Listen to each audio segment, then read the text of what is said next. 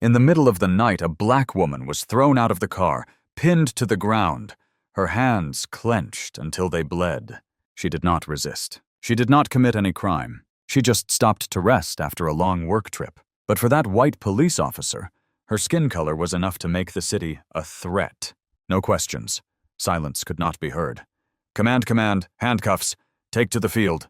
But this time, the wrong person was chosen. By that woman, not just a citizen. She was a lieutenant colonel in the U.S. Army who had commanded on the battlefield. And this time, she was not fighting abroad. She was fighting right here on American soil to expose a painful truth. Skin color is the first judgment in the eyes of those who wear the badge. A recording, a secret video, a working event that shook the whole country. Subscribe now because this is not just a story. This is the truth they don't want you to know. And when the truth is washed away, it's our responsibility to dig it up with our voices. Night had fallen like a thick blanket over the quiet streets of suburban Macon, Georgia. Camille Ransom's shiny black SUV rolled slowly under the dim yellow lights, reflecting a pale light on the dewy pavement. The clock on the dashboard read nearly 11 o'clock at night. It was still 30 miles to go before she'd reach home. Not a long way, but with her body exhausted from a 3-day tour, Camille wasn't about to risk it. She'd been through much tougher things. Cross-border journeys, drills in the burning desert, all-nighters in the middle of a battlefield where her guard was never down. But tonight, all she needed was a moment to stop, to straighten her back, take a deep breath, and let her heart rate slow a little. To her left, a small street turned into a residential area. Quiet, neat, with dark trees lining the sidewalks and 2-story houses huddled in an excessive order. Camille turned on her signal, turned in, and stopped the car close to the curb. She turned off the engine, leaned back in her seat, her right hand still gripping the wheel, as if by habit she had never let go. Her left hand reached up to gently rub her neck, where the muscles were as tight as an overstrung guitar string. The night wind blew through the half-open door, carrying the scent of wood, damp earth, and a fragile peace she no longer felt in the crowded city. But Camille did not sleep. She had never fallen asleep at the wheel. For her, alertness was a reflex, like breathing, like blood. As a black woman in the military for nearly 20 years, Camille knew that any slip, even the smallest, could be magnified into a fatal mistake. And then, as she closed her eyes and took a deep breath, the red-blue light behind the car flashed like a knife, slicing through the night. For a split second, Camille's heart slowed, not from panic but from instinctive familiarity. Police lights. No sirens. No speakers. Just the flashing light through the rearview mirror. Cold and cruel. Her hands immediately returned to the 10 o'clock to 2 o'clock position on the wheel, palms open, chin up, eyes looking straight ahead. Every movement as precise as a training exercise. There was nothing strange in the car. No drugs, no weapons, no fake papers. She hadn't broken any laws. And that should have been enough.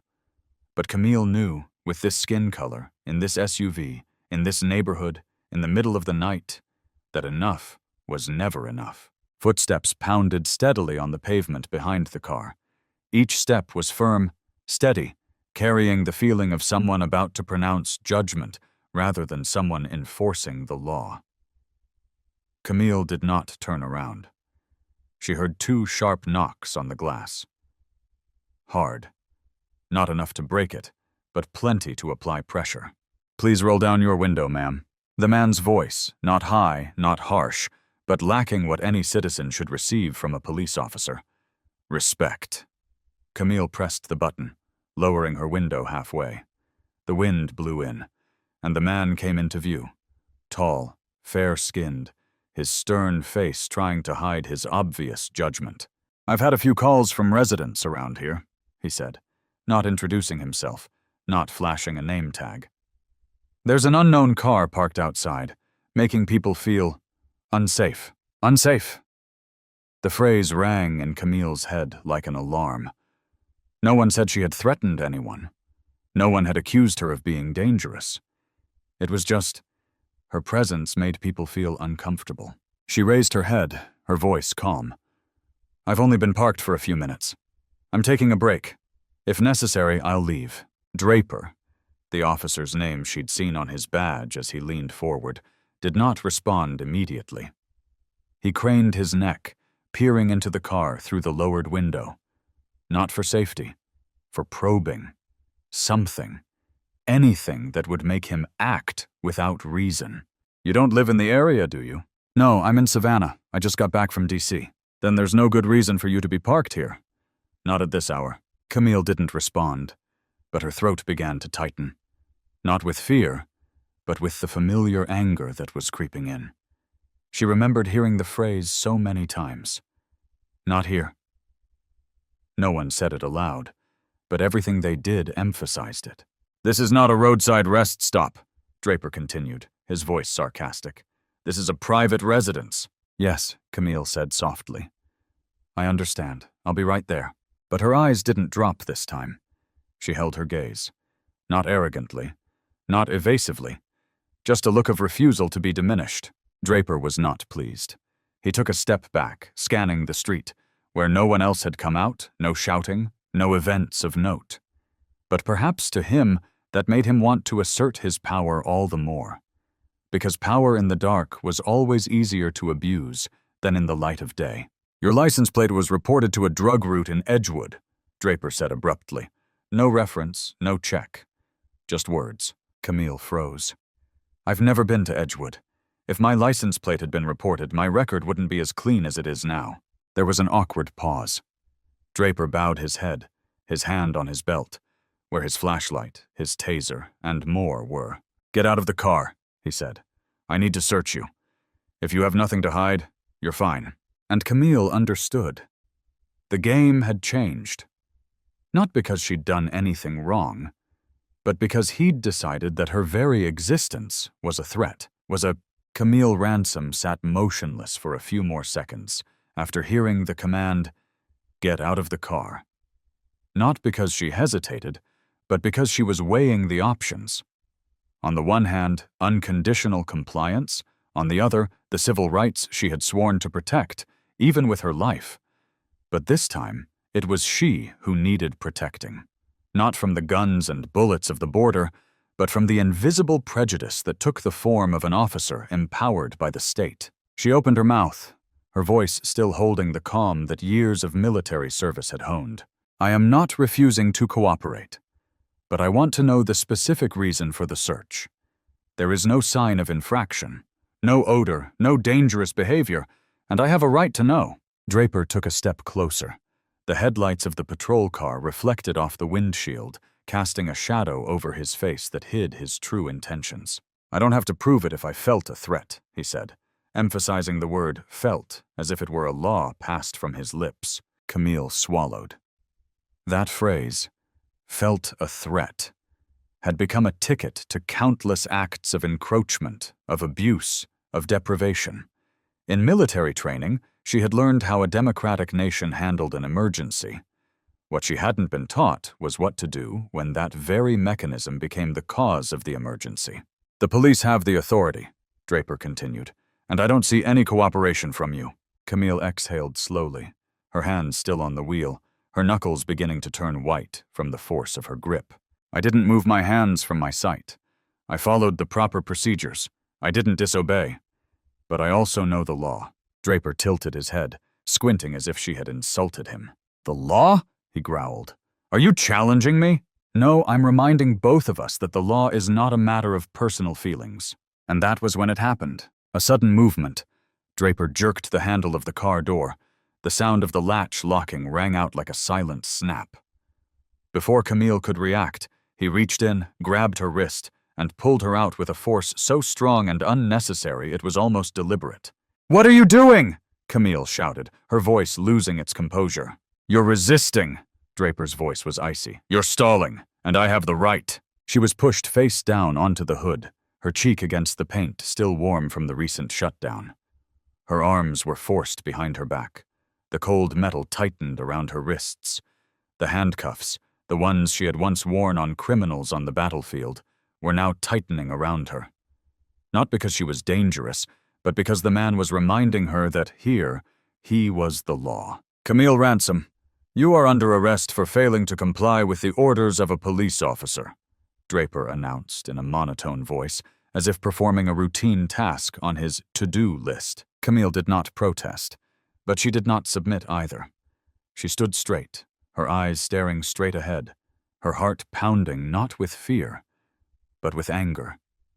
She knew this was not just about her. It was about millions like her. People like her who had been handcuffed for the same reason.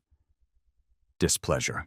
On the street, the red and blue traffic lights continued to flash, as if to emphasize that order is being maintained. But who needed protection? And who was considered a threat? Lights flickered in the few windows. Some looked out, some looked away.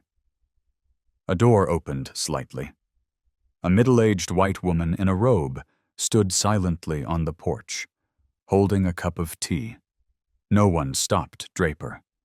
No one asked if Camille needed help. All they saw was a black woman handcuffed outside her door. And to them, that seemed enough to believe that she must have done something wrong. Their eyes swept over Camille as if she were a piece of trash that needed to be picked up. Draper pushed her into the back seat of the patrol car. The seat was cold. No words, no explanation. The door slammed shut behind her, cutting off any attempt to explain herself to the world. Draper got into the driver's seat, not looking at her, but she saw a half smile in the rearview mirror, not a smile of joy, not of victory, but of satisfaction at having proven who was in charge. The car rolled away. The lights were still on, not because there was an emergency, but because the spectacle needed an audience. Not a felon, but a small parade, a silent message. Everything is under control in this neighborhood. The intruder has been eliminated. Camille didn't turn away.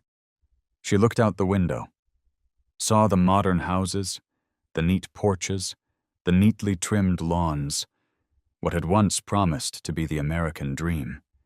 And she thought, maybe to others, this was a dream. But to her, tonight, it was a legalized nightmare. The smell of old leather on the car seat mixed with the metallic scent of the handcuffs made her stomach churn. But she didn't show it. She had stood in the line of fire, survived sandstorms, seen her comrades fall before her eyes. But what made her want to cry now was that she, a person who had dedicated her life to protecting the law, was being suffocated by that very law, by hands cloaked in power but without souls. The metal door of this Macon police station slammed shut behind Camille Ransom. It didn't make a loud sound. It didn't have the long metallic screech of a movie, but the dry click was enough to send a chill down her spine. In her 2 decades of service, she'd walked through many doors of life and death. Armory doors, medical shelter doors, military transport aircraft doors that smelled of sweat and gunpowder, but none had ever been as cold and unfeeling as this, the door of a place called the Guardian of the Law. No one said a word as Draper led her through the hallway. The officers on duty didn't look at her.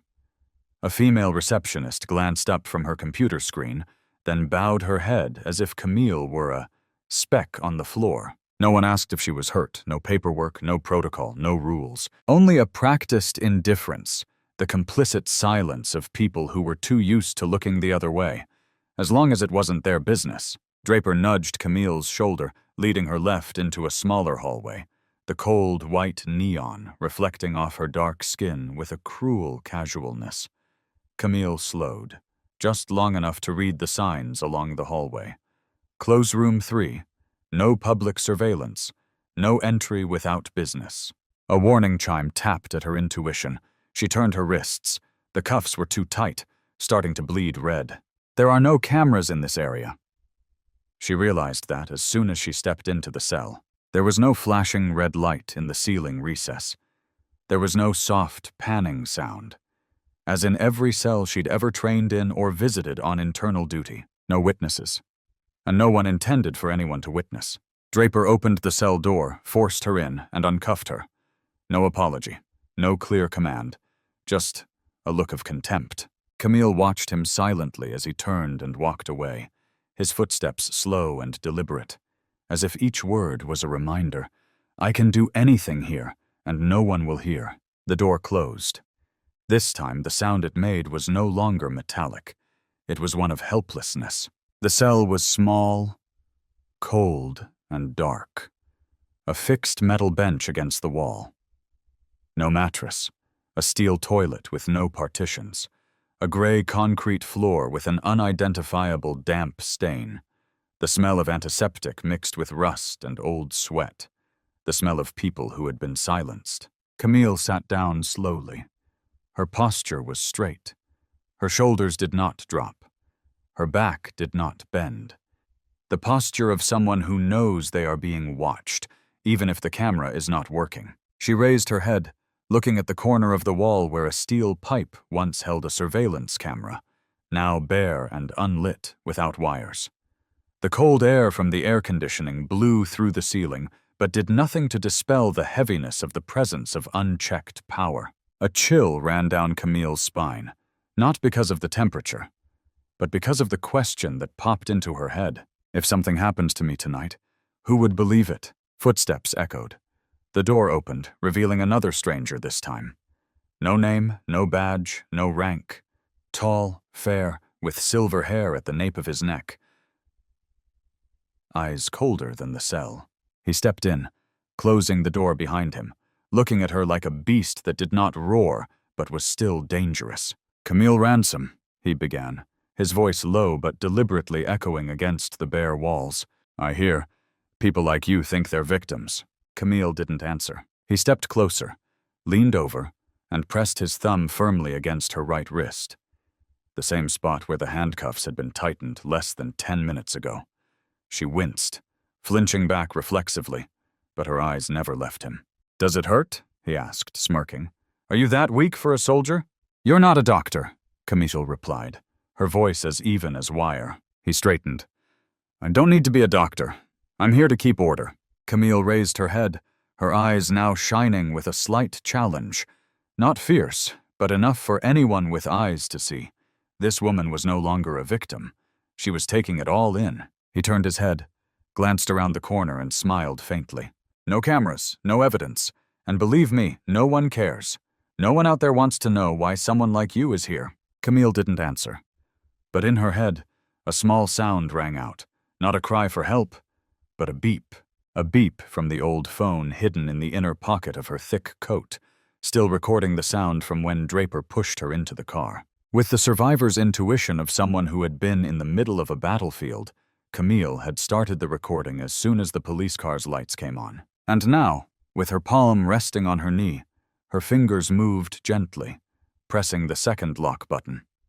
A silent signal was sent to the remote personal computer storage. The recording would be protected. She still said nothing, but her face had changed. No longer afraid, no more resentment. Only one feeling remains. The evidence has begun to live. The officer stood still, studying Camille as if he were analyzing an object, without humanity, without reason. He stepped closer, lowered his head, and whispered, but his voice was clear enough to pierce the stifling air. "You think the title of lieutenant colonel will save you from this? You are nobody here. You are just a black woman in the wrong place at the wrong time, with the wrong attitude." Camille blinked slowly, as if taking in every word he said, every gesture, every pause in the room. The insult did not need to be shouted. It was the arrogant calm of his voice that made it all the more revolting.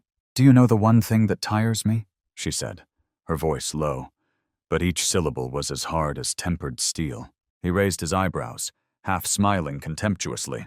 "Not the insult, not the cell, but the repetition. The same old script I've seen since I was 8. She took a breath, not to hide her emotion, but to keep it straight. Police abuse, no cameras, no one to speak up, and the victim is forced to stay silent, to survive. His hand froze at his waist, not because he was offended, but because Camille wasn't reacting the way he expected. He moved forward, bent down again, trying to penetrate deeper, like an experienced interrogator in a shady investigation. If you're smart, you'll know when to be quiet. No one's coming to save you here. No one's coming. Camille turned her head very slowly. Her gaze stopped in the most terrifying place for any abuser, right in the middle of his eyes. No avoidance, no weakness. You're wrong, she said. I don't need anyone to save me.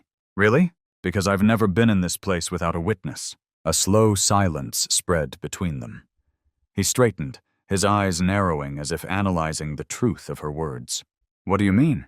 Camille tilted her head slightly, her gaze leaving his face and returning to the corner of the wall where the camera should have been. That look was the answer. He followed, looking up at the wall, then back at her, and then doubt began to bleed into his eyes. No need to shout, no need to threaten. Just by sitting still and remembering, by the careful preparation of a soldier who never left a base without checking every detail, and by her deliberate silence, Camille began to regain control. He snorted, turned, and left the room without another word. But this time, his footsteps were not arrogant. They were heavier. Each clatter against the concrete floor sounded like he was retreating from something he had not anticipated. Camille leaned back against the wall behind her. She closed her eyes, her hands still resting on her thighs, her thumbs still pressed lightly against the fabric of her shirt, where the record button was still flashing silently in safe mode. More than 90 minutes had passed. The audio signal had reached its destination. Now, though no one knew it, the truth was alive and well, stored in a place no one here could control. And in the darkness without cameras, Camille was no longer a prisoner. She was the first witness in a series of people who would break the silence of the system. The air in the cell seemed thick. Camille sat in the corner, the neon lights on the ceiling making her skin pale. But her eyes, they were bright. Not in an arrogant way. Not in a defiant way. In a way that had seen too much to be surprised. And in that eerie silence, the old memories rose, uninvited, but powerful, as if shining a flashlight into the cracks in her mind. She was 14 that year, summer in Atlanta. The sun was so hot it cracked the asphalt. The afternoons were endless, with the constant whirring of ceiling fans and the echoes of kids throwing basketballs from the neighbors' backyards. Her brother, Malik, was 17.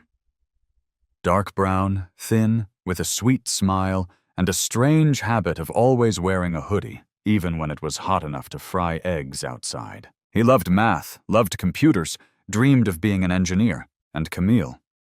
She still believed that the world was fair if she studied well, behaved, and didn't cause trouble. That day, Malik stood in front of the small grocery store down the street, waiting for his friend. Just waiting.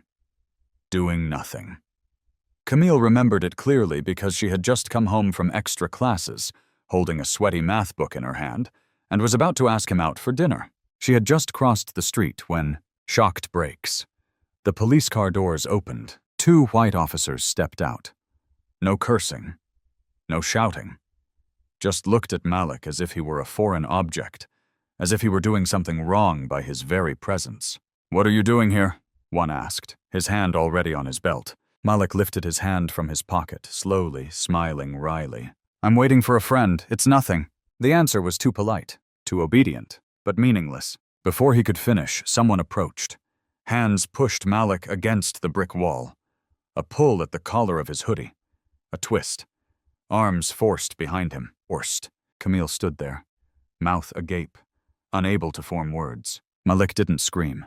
He just said quietly, repeating like a prayer, "Baby, it's okay. Don't yell. I didn't do anything wrong." They put handcuffs on his hands. The reason? Suspicious behavior in an area with a history of violence. Camille remembered every word as if it had been branded in red on her memory. No one asked for papers. No one looked at the cameras. No one called family. Her brother was taken away in a patrol car, held for 6 hours. No charges, no apologies. When her parents arrived at the police station, They didn't make a fuss. Her father just handed over the papers, signed a few things, and took his son back, like it was a library checkout procedure.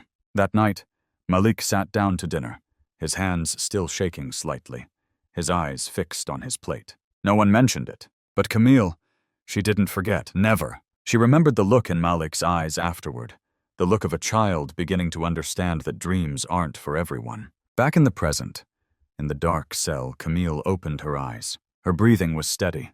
Her heart was beating steadily. It was the memory that had taught her since her teenage years. Politeness doesn't protect you. Righteousness doesn't stop tyranny.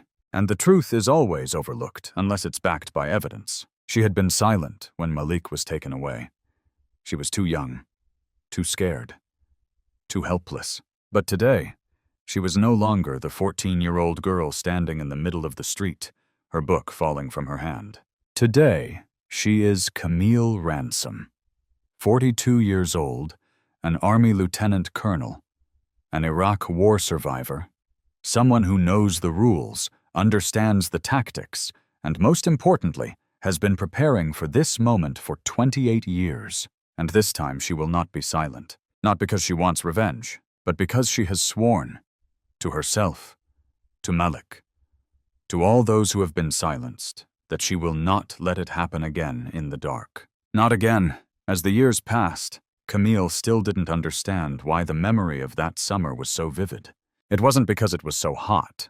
It wasn't because the sirens sliced through the air like knives. It wasn't because the shadow of the police car loomed over her brother. It was because when it all came crashing down, no one spoke. No passerby stepped forward to say, "That boy didn't do anything wrong." No one asked, "Why is he handcuffed?" People looked and looked away. Camille used to think, they must be scared. They must not know. But the older she got, the more she understood. They knew. They were just used to the silence. And that familiarity, it was the cruelest thing of all. The night Malik was brought home, Dad sat in the backyard smoking. He didn't say anything, just quiet. His eyes looked far away. His hands shook slightly. Camille sat down next to him and asked quietly, "Dad, why did they do that to you?" He didn't answer right away. After a while, his voice was hoarse, not looking at her. Because sometimes just being born with a skin color that people don't like is enough. Camille bit her lip, but she still asked, "So, I didn't do anything wrong. Why didn't I talk back to them?" Dad sighed. The sigh of a man who had lived through the 60s and 70s in the American South, who had been pushed out of restaurants, who had been called words no one should have to listen to, who had bowed his head to keep his job raising his children. Because sometimes you have to know when to be right to survive. Those words haunted Camille throughout her teenage years. She was a good student. She followed all the rules. She was never late. She never talked back to her teachers. She knew, if she wanted to be considered equal, she had to be twice as good. And even if she were twice as good, she would still have her bag searched at the supermarket while her white friend wouldn't. She didn't rebel. She didn't protest. But something inside her had cracked that day, when her brother had been seen as a threat just for waiting for his friend. That crack hadn't healed. It had smoldered when Malik failed a scholarship exam because he'd been marked under investigation. It had split open when he'd applied for a job and been rejected because his legal record was questionable, even though he'd been cleared of any crimes. It had cracked every time Camille saw Malik's shoulders hunched when a police officer walked by, even though he'd done nothing. The bow of a man who had been knocked down and wasn't sure he had the right to stand up straight again. Camille couldn't change the past. She couldn't erase the night Malik was arrested. She couldn't erase the look in her mother's eyes as she watched her son return, unscathed on the outside, but broken on the inside. But she could do one thing: never let that happen to anyone else. That's why she chose the military. That's why she trained herself to be ruthlessly disciplined. That's why she learned every rule, every regulation, not to follow a pattern, but to know the limits of others, so that if anyone tried to cross that line, she would know. And pull them back, damn. Now, in a cell with no cameras, no witnesses, no compassion, Camille didn't tremble. Not because she wasn't afraid, but because that fear had been her companion since she was 14. And this time, she wasn't the one standing still. She was the one recording. Archive. Remember every look, every word, every twist of the arm, every twisted smile of power. Because if the system doesn't want evidence, she will create evidence. Because Camille knows better than anyone. Evidence is the only thing that makes the truth heard. Footsteps approached. Slow, not hurried, not heavy, but hesitant. Camille opened her eyes as a figure appeared at the end of the hallway. The white light from the overhead fluorescence elongated his figure on the cold tile floor. He was young, no older than 30. Brown skin, close-cropped military hair. His police uniform was neat, his badge gleaming. The name on his chest, Bellamy. Camille looked more closely. She had seen him when she first arrived at the station, standing behind the counter, avoiding her gaze. Now he carried a white plastic cup of water, beneath which was a folded piece of paper. Not an order, not an indictment, just a silence placed on the paper. He paused outside the bars, said nothing. Camille did not stand, did not look away from him. There was no hatred in her eyes, no anger. Only one thing made Bellamy flinch, the disappointment she didn't hide. He set the glass on the floor, just out of her reach, calculatingly polite, as if he didn't want to cross the line of interference. Camille didn't reach out. She just tilted her head, looking at his face as if searching for an answer. After a moment, she said. Her voice was as soft as the wind through the forest. "You know I didn't do anything wrong?" Bellamy swallowed. She continued, "You know I was detained without cause. You know the cameras were off. You know no one called. No questions, no demands. Just the truth, drawn out, layer by layer, like a bare-chested heart surgeon. No knife." Bellamy didn't deny it. He glanced at the camera hanging in the corner of the ceiling. The red light was off. "That's none of my business," he said softly, his eyes not looking directly at her. Camille smiled. Not a warm smile, but a knowing smile. She nodded. "Not your business, until someone like me gets hurt, or worse. Can't leave this cell." Silence. Camille sat still, her shoulders unmoving, her back straight. But her voice softened, like an older sister speaking to a younger sibling who had fallen. "You know, I was you once. I stood still when my brother was arrested in the middle of the street for standing in the wrong place. I thought silence was wise, a way to survive. But then I saw the consequences. So real, so long." She paused. Bellamy still said nothing, just clenched his fists. Camille continued, "I don't need you to save me. I don't need anyone to save me. I've survived for a long time. But I need you to be honest with yourself." At that, Bellamy's eyes changed. Not fear, not anger, but shame. A kind of shame that only comes when you're stripped of your own skin. He left after that. No promises, no commitments. Just a glass of water, and a feeling as heavy as a rock in his chest. Camille closed her eyes. She knew he wouldn't sleep tonight, and she hoped, without him being a hero, that next time when he saw injustice, maybe he wouldn't turn away. Because real change isn't about tearing things down. It's about people who know what's wrong, not being able to stay silent. Time in the cell did not pass as it did elsewhere. It was thick, drawn out, suffocatingly silent. There was no clock, no natural light, only the flickering of fluorescent lights and the musty smell of the old cement floor. Camille sat with her back against the pale gray wall, her eyes fixed on the bars, not waiting for someone to save her, but to witness every face that passed by, every figure that hurried by, every pair of eyes that avoided her, every expectant glance. And then, finally, footsteps appeared. Not hurried, not heavy, but hesitant. A pair of police shoes, black, shiny, stopped in front of cell number 3, in front of Camille. He was young, about 28, 29, warm brown skin, tall, stocky. His police uniform was new and neat. The name was clearly embroidered on the left chest. Bellamy. Camille looked up, expressionless. He looked back, then away. Not in fear, but in shame. In his hands were a plastic cup of water and a folded piece of paper. He set it down on the floor, inches from the bars, and said nothing. Camille didn't move. She just looked at his face, her eyes as cold as a knife, revealing the truth. "You know I did nothing wrong," she said. Her voice was painfully calm. Bellamy looked up. The words weren't an accusation. They were an identification. That Camille had seen him, not just as a man in uniform, but as a man who knew right from wrong, but chose to remain silent. She continued slowly. "You know the ceiling camera was off. You know no one called to report my car as suspicious. You know I was arrested for no reason." Silence. Bellamy swallowed. He didn't protest. He didn't defend himself. Just looked down like a student who had just been caught cheating. Camille didn't blame him, didn't raise her voice. She tilted her head, looked at him closely, and said, "I don't need you to defend me. I don't need to be saved. I crossed the Syrian border, saved my comrades from an ambush. I know what it means to survive." A pause. "I just need you to be honest with yourself." Bellamy didn't move.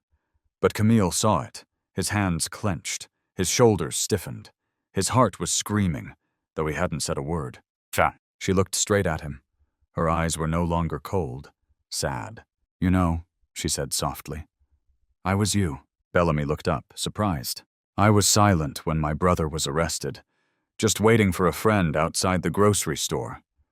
I didn't say anything. I was scared. I was a kid. But that silence, I carry it with me to this day."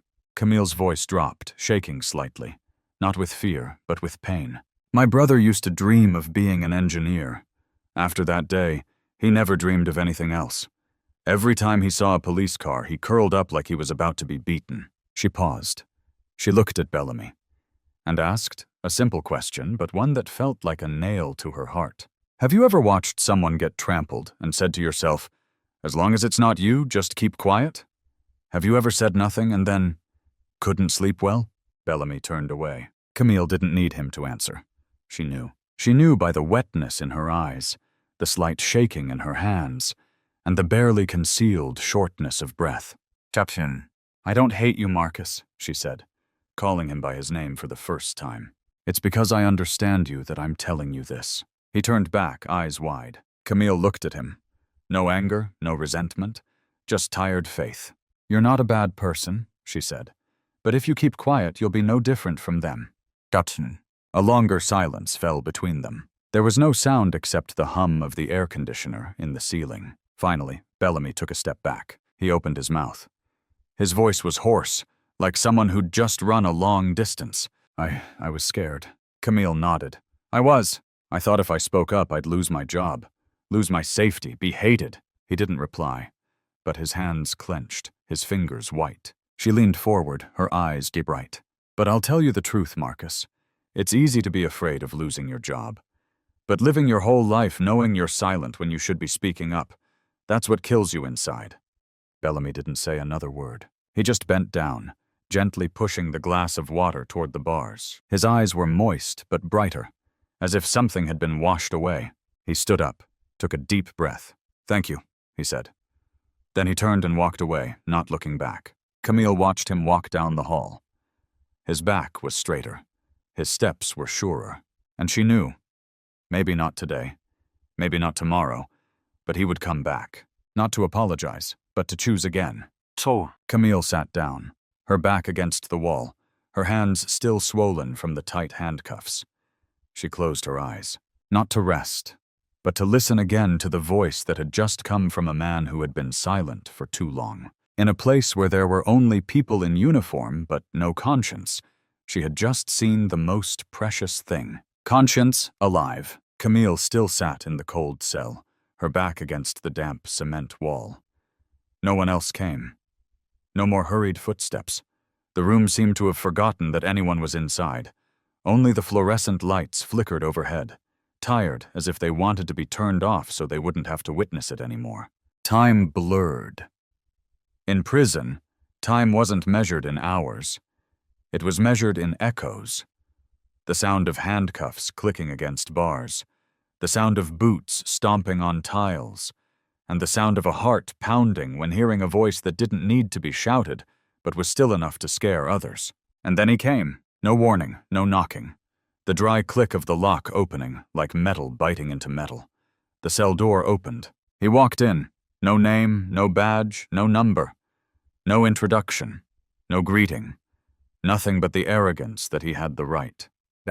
Over 6 feet tall, pale skin, square face, deep, cold eyes. The uniform was still there, but there was no insignia. He belonged to the stratum where power did not require paper. Camille did not stand. She had seen too many of his kind on the battlefield. Men who believed that the silence of others was an affirmation of their right to rule. He looked at her. Not a look of communication, but of assessment, as if he were considering her as something to be discarded or kept. Then he stepped forward. Not quickly, but surely. Stopping in front of her, he bent down, his hands on his knees. His voice was low, his nose stretching out the last word like a snake. "I heard you were an officer." Camille raised her head, her eyes cold. There was no fear, no avoidance, only contempt tempered by reason. "Lieutenant Colonel," she corrected. "Camille Ransom," he chuckled. Not happily. The laugh of someone who knows he has a rope around someone else's neck. "Here," he said. "Ranks mean nothing. Do you understand?" She didn't answer, and he leaned closer, his breath smelling of stale cigarettes and cold coffee. "Here, you're nobody." Camille had heard that before. She was 15, in a supermarket, when the security guard kicked her out on suspicion of theft without proof. She had kept quiet then, gritted her teeth to avoid embarrassing her mother. But now she was no longer 15. "I am a citizen of this country," she said slowly, each word hammered in. "And you are breaking the law," he chuckled. Then he straightened up. He circled her like a predator. "I don't see anyone here recording," he said, glancing up at the dead-end camera in the corner of the ceiling. "I don't see anyone standing guard, and I certainly don't see your lawyer." Then he stopped behind her, and for a split second, Camille felt a heavy pressure on her shoulder.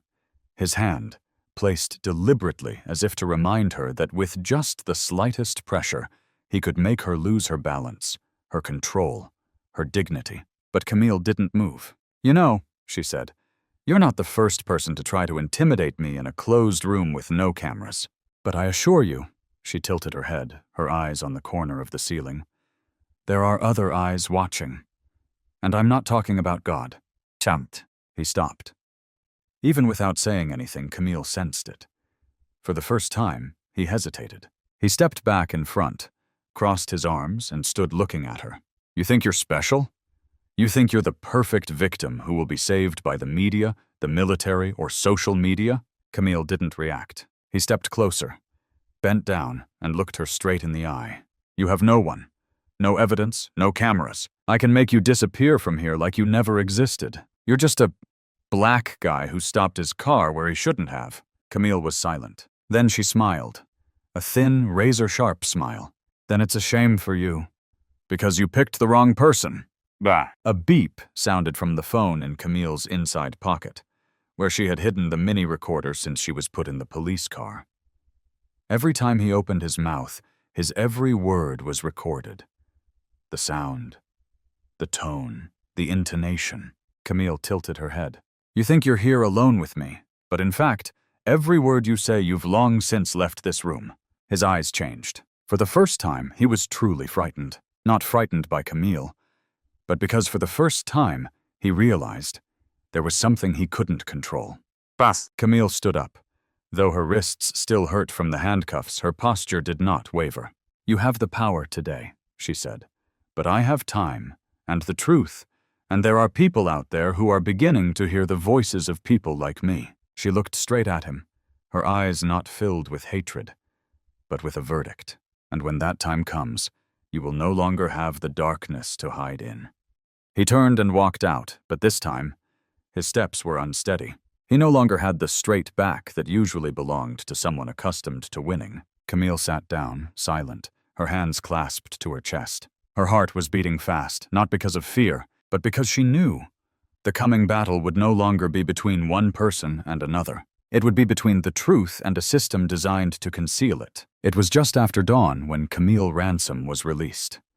No applause, no apologies, no escort. Just a female officer quietly placing her purse, phone, and old hairpin back on the dull aluminum table. Camille stood there, unhurried. She looked at each item, as if checking her identity after a night of deprivation. Small, seemingly meaningless things, but proof that she was still there. A woman, an officer, a mother, a person, not a number marked overnight.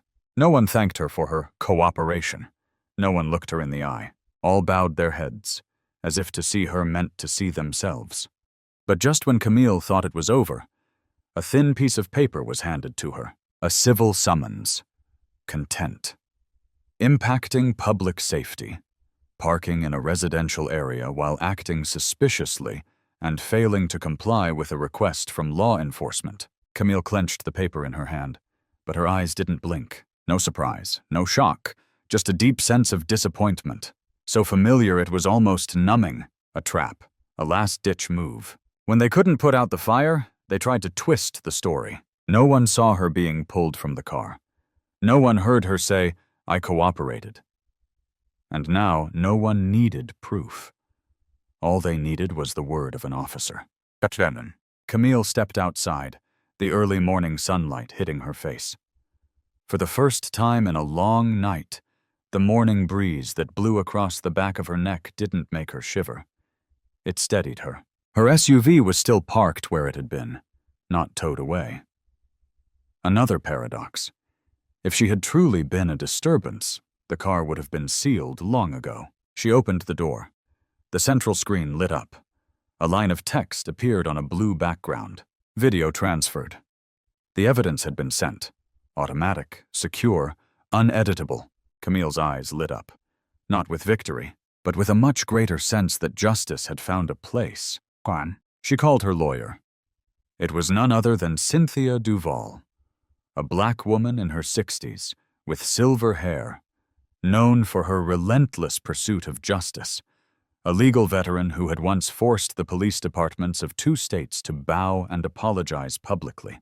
Cynthia heard the whole story and was silent for almost a minute. Then she said, evenly, firmly, "Camille, you're not here to be forgiven. You're here to expose." And with that one sentence, Camille knew she was not alone. The day of the trial came quickly. The Fulton County courtroom was packed, but silent. There were reporters.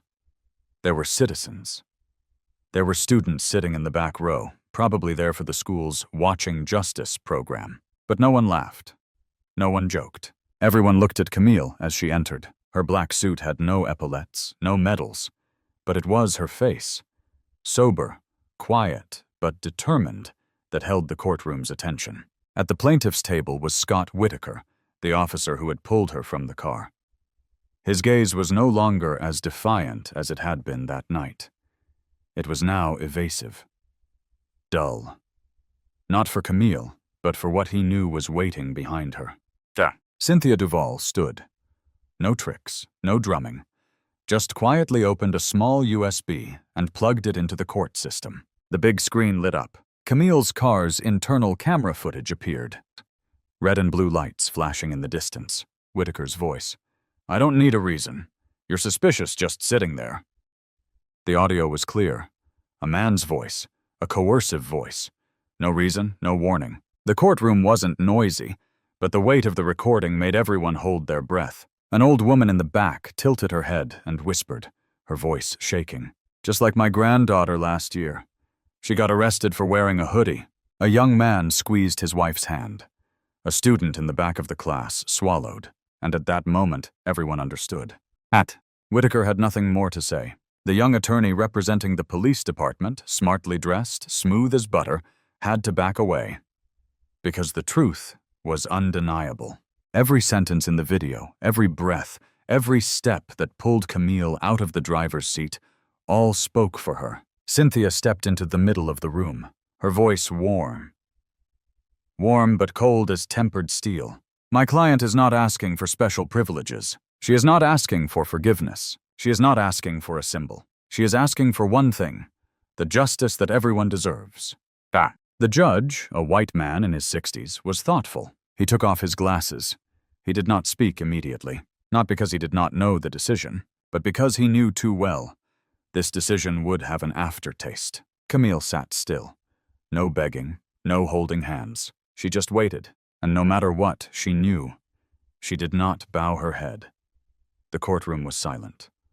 All eyes were on Judge Barrow, the one who had the power to pronounce sentence. He sat still, his hands clasped together, his eyes fixed on the file before him. Then he raised his head. After reviewing the direct evidence, the irrefutable audio recordings, and the video from the Department of Defense's security equipment, he paused, his voice lowering. The court finds that the arrest of Lieutenant Colonel Camille Ransom is unlawful. All charges against her are hereby completely and permanently dismissed. The sound of the gavel on the table rang out 3 times, hard, decisive, unlocking a truth that had been locked away for too long. Camille did not smile. She did not shed a tear. She simply nodded, a nod of dignity and peace. But what shook the courtroom was not the verdict. It was what happened next. Chatson. As the plaintiff's attorney stood up to excuse himself, a small door at the side of the courtroom suddenly opened. A young police officer entered. His uniform was new. His black shoes were shiny and not worn. In his hands were a file and a personal phone. It was none other than Officer Malcolm Green, the one who had appeared in the cell that night, who had quietly placed a glass of water next to Camille, who had just disappeared without a word. He walked straight to the witness stand. No name was called. No procedure was followed. But his eyes, as steady as if he were standing in the middle of a battlefield. The judge looked at him, his eyes narrowing slightly. "Who are you? And what do you think you're doing?" Malcolm squeezed the phone lightly in his hand. His voice rang out, calm, unwavering. "Your Honor, I am a police officer with the County Sheriff's Department, and I am a first-hand witness to what happened the night Colonel Ransom was arrested." The courtroom stirred. Whitaker stood up. His voice choked. "No, he can't!" The judge raised his hand to interrupt. "Silence, Mr. Whitaker. I will decide that."